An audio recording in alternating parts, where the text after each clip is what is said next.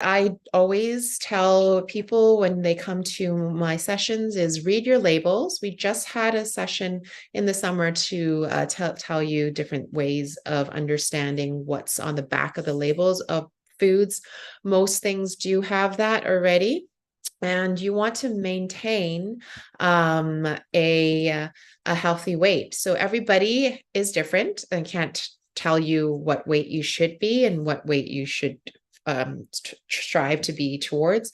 Your muscle percentage in your body is different, your height's different, your sexual orientation is different. So everybody has a different weight that they should maintain to be their healthy self. So I urge you to go and talk to your doctor or your dietitian to find out what that weight is. And if you do smoke, I urge you to stop smoking. There are a lot of free things that you can go and ask about in the local pharmacy, and they will be able to help you there. Stress, one of the biggest things that a lot of people don't realize is stress causes a lot of inflammation. And when you don't know how to manage your stress, the inflammation just keeps skyrocketing and causes other diseases that you can normally prevent if you know how to manage your stress. So I would urge you to take a yoga class or even just do some meditation or breathing exercises, even going to physiotherapy or getting a massage that can help, or even just putting some time in your day, carving out an hour just to reflect on your day and just, have some time to read a book and try to see how you can add fun into your life, right? Because everything shouldn't be so heavy, and especially we are coming into a very cold time of the year. Try to see what things you can do to have fun in a social setting with friends, family, or coworkers. Okay. Next, okay, so some food for thought. So things that can cause inflammation that you want to avoid or limit. As I said before, refined carbohydrates. What does that mean? White bread, pastries that have a lot of sugar in it, fruits that don't have skin, starch that don't have skin. So try to keep the skin on potatoes, just wash it really well. Try to eat the skin off the apple, wash it, and use a good vegetable or fruit scrub. And if you're afraid of pesticides, dunk it in some water that has like a gallon of water that has like a teaspoon of baking soda for about 10 minutes, and have a good fruit cloth or vegetable scrub that can kind of scrub the skin, the outside of the skin. Fried foods, yeah. So I love a good, fries and fish and chips. I'm not saying that you should avoid them entirely, because you need to feed your mind, and you also have to be happy and excited with the foods that you're about to consume. But try to limit that to about once or twice a week. And other things that you can do to make things crispy is, buying a air fryer, or like pan searing, or even putting food in the toaster oven, right? As I have currently right now. I'm excited to just show you some tips that I do later in my kitchen. So yeah, pop or soft drinks, right? There is a lot of acid in soft drink and a lot of sugar in things like Coke and Sprite. So if you do crave that fizzy water, try to, order club soda and squeeze some lemon juice in there, or, you can add a little real fruit juice in there, but not the entire thing. So you can dilute out the amount of sugar in the soft drinks that you're consuming. And then red meat. So sometimes so red meat is not that bad, but it is bad if you eat too much of it.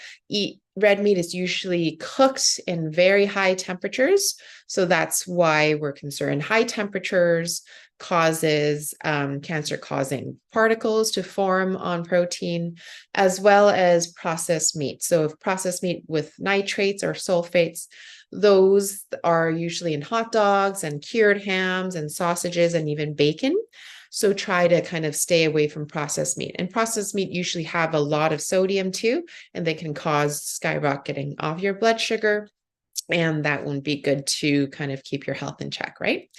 Also fats. So try to stay away from margarine, shortening, and lard. So margarine and shortening usually has trans fats that are introduced in vegetable oils or like plant-based oils. Usually plant-based oils are really good for you, but if you put it through a machine that blasts in hydrogen in it and causes the oil to become a solid in room temperature, that's when you know that there's trans fats and saturated fats in the fat that you're eating. So if you want to get margarine, always choose butter, because there's never any like chemical process that a butter goes through and is very natural. And also you can choose like coconut oil as well. So shortening, margarine, and lard, try to stay away from it because those are very high in trans fats and saturated fats. So now we're going to talk about some anti-inflammatory foods. These are foods that you should include in your diet, which is olive oil. You should choose both, like the regular and the extra virgin. You can use them both ways. The regular one you can use to cook things, and the extra virgin olive oil you can use to make salads and sauces, and you don't cook those in too high of a temperature. Tomatoes have lutein in it. Green leafy vegetables like spinach, kale, collard greens, great for you.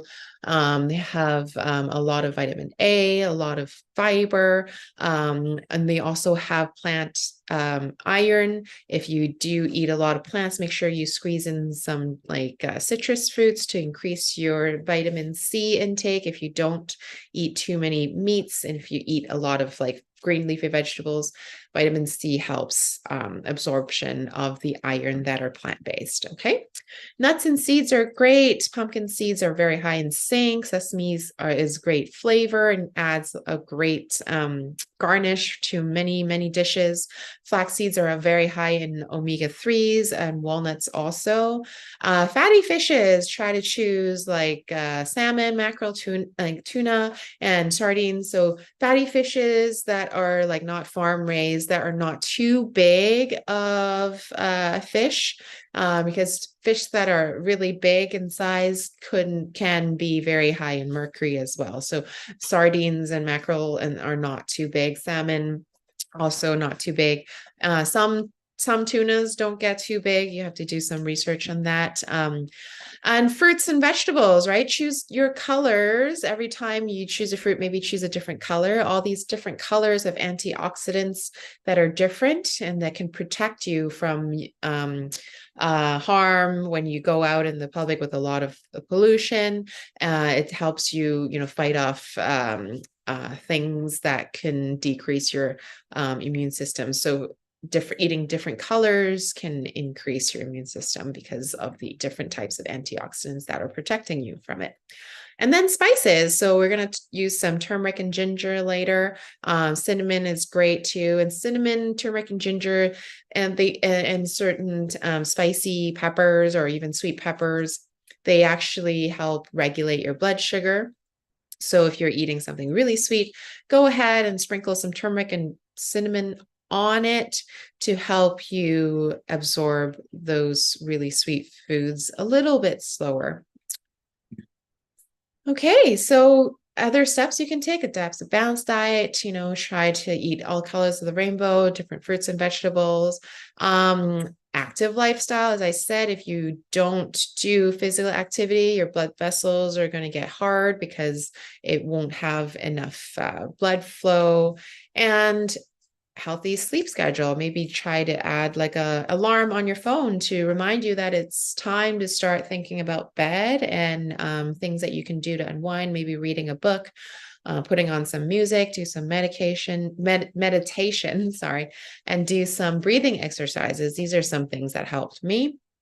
And always prevention is key. So see what you can do to prevent diseases. It's not really important to focus on just one thing. So one nutrient isn't going to solve all your problems, right? Trying to balance out all the different things that go into your body. Always try to look at labels, okay? And it's really about having an overall understanding of all the things that you're doing for yourself can have the biggest effect on your health. Okay. And also be wary of things that says low fat or low sugar, right? There could be other things that they add into it to make that thing taste better or have a better, marketing message. So make sure that you read all your labels and read all the ingredients that are in your food. Okay, that's basically most of the things that I'm going to focus on with my presentations. Is there any questions before I go and do a small little cooking demo?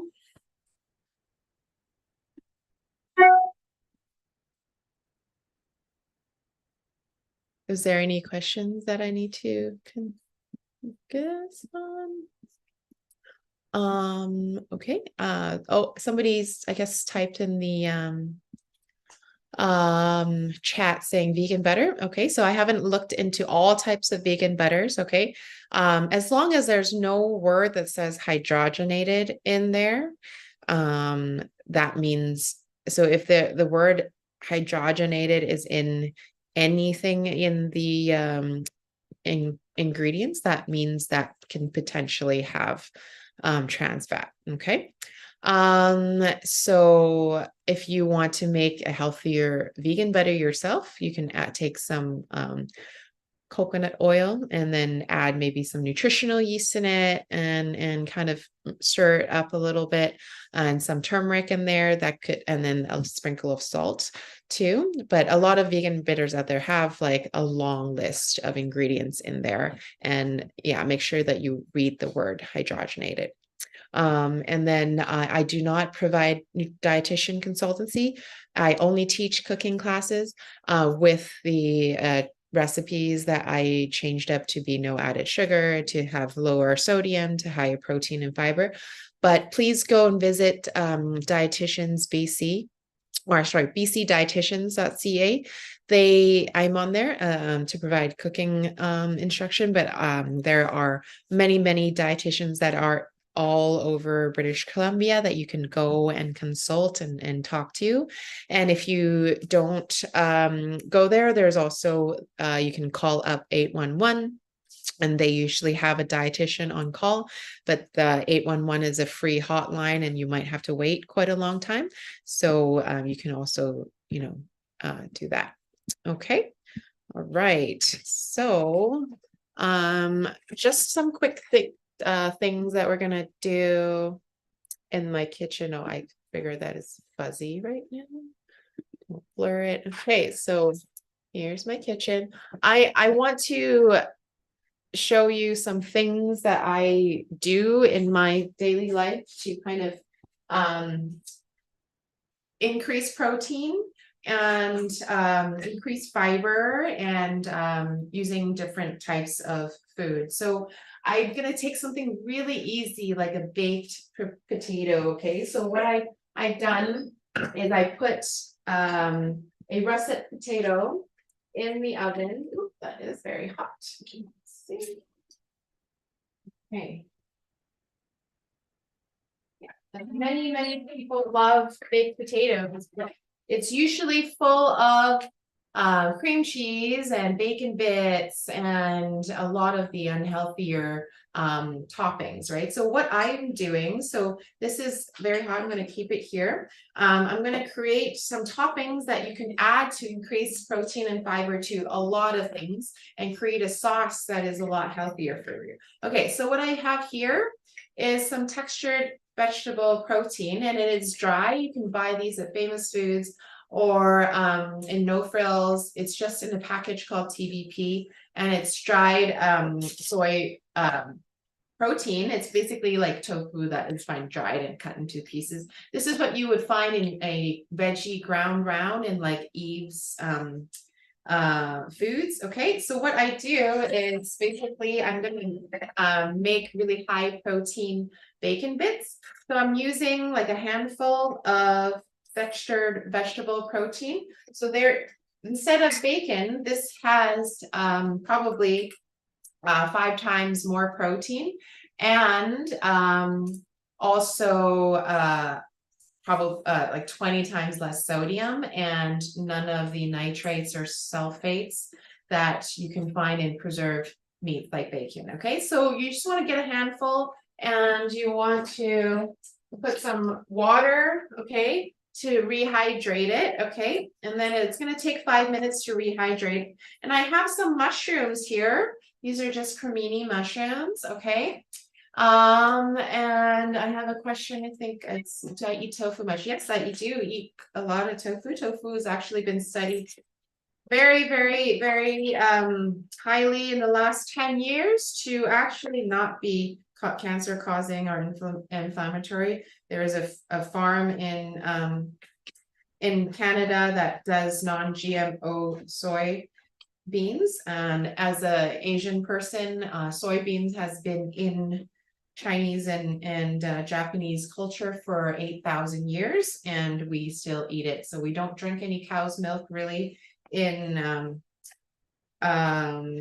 Asia. We only really drink soy milk and eat a lot of tofu. So you shouldn't be too concerned about tofu as long as it's like from a non-GMO source. Okay, so I'm just going to cut some cremini mushrooms. You guys do any research in mushrooms? Cremini mushrooms are actually mini portobello mushrooms. They are the same thing. So if you let the cremini mushrooms grow, they become portobello mushrooms. Okay. All right. So I'm going to cut them into smaller bits like that. Okay. And then I have some garlic, dried garlic or garlic powder. I have some turmeric here. And I also have some paprika. Okay, so these are the things that are going to give me that like bacony type of flavor. So what I have in the back, I have a pan that I'm going to heat up. And I just also want to show you the differences between like a extra virgin olive oil that is much darker, and then this is the non-extra virgin. So if I'm sauteing something, I would use the non-extra virgin olive oil in to kind of cook that. Okay, and then I'm just going to put in the mushrooms. Okay, and then we're going to crisp the mushrooms up. I'm going to wait for it to sizzle, and then you can see that my texture protein has absorbed most of the water. Okay, so again, I'm just going to squeeze out the extra water in my texture protein because we do want these to be chewy with the mushrooms as a topping. Okay, so I'm going to add it to the mushrooms. All right, so it's just going to saute for 5 minutes. And I'm going to make a quick sour cream. So this is not sour cream that I'm using. I'm actually using a coconut yogurt for my baked potatoes. So you can see that my baked potatoes cool down a little bit. There is some steam that came up, and I have some plant-based yogurt that I like to buy. This has not really a lot of flavor in it, so which is great because I can utilize it to make a lot of sauce. I'm going to put it in a mixing bowl, okay, and I'm going to add in some turmeric, okay. So just a little bit goes a long way. Turmeric is a very, very good spice to add to a lot of sauces, to add to your tea, to your hot chocolate, to your latte. It can really help decrease inflammation, okay? So I'm just going to stir that a little bit with some garlic powder, okay? And this is really up to you how much you like. If you like more garlic, you can add some garlic powder, okay?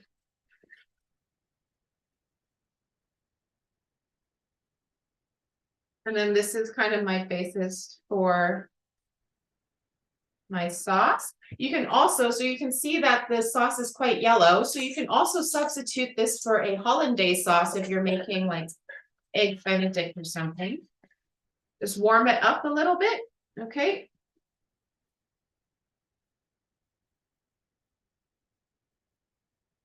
And yogurt has a lot of good bacteria to feed your microbiome, okay? So that's good, and having good bacteria will help you increase your immune system, so then other bad bacteria just goes through your body and doesn't stay in your body. Okay, so I'm going to bring the camera closer to the saute pan so you can see that it is slowly sauteing. And then it just needs 5 minutes to, brown the mushrooms. And then I'm going to add a little bit of paprika in here to make it a little red and give it a little bit of a smoky flavor. And then this is your very high protein kind of bacon bits that you created. And at this time, you can add a little bit of salt if you have some, just a little bit of salt that I'm going to pinch over top to give it some flavoring. Okay. So once the mushrooms have gotten a nice brown color, basically it's done. Okay. And then I'm going to bring, I'm going to bring the heat off, and then we're going to go into our big potato here. Okay.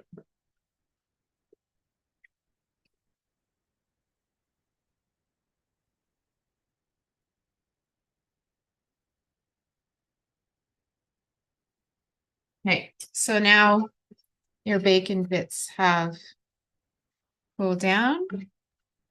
And this is how you can actually make your big potato have higher protein,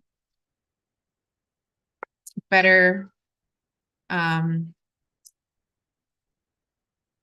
good bacteria because we use yogurt.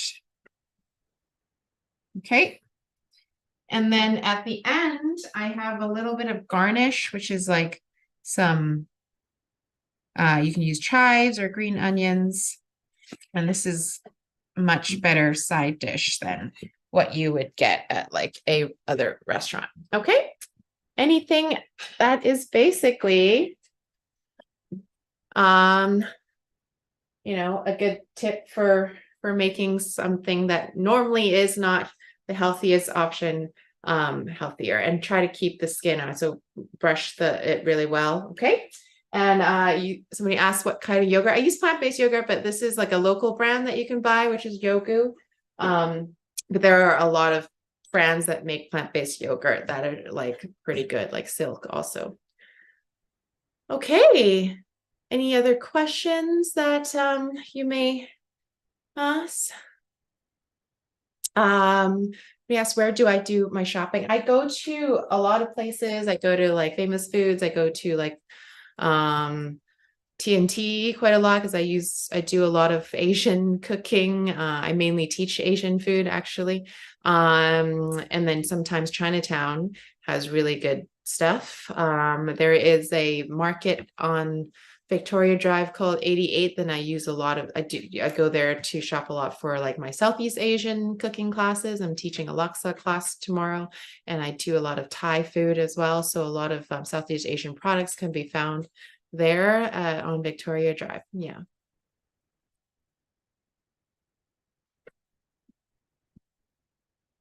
All right, so this is my presentation. I hope you guys had fun, and yeah, please come visit my store. We're open only 3 days a week from Tuesday, Thursday, Friday.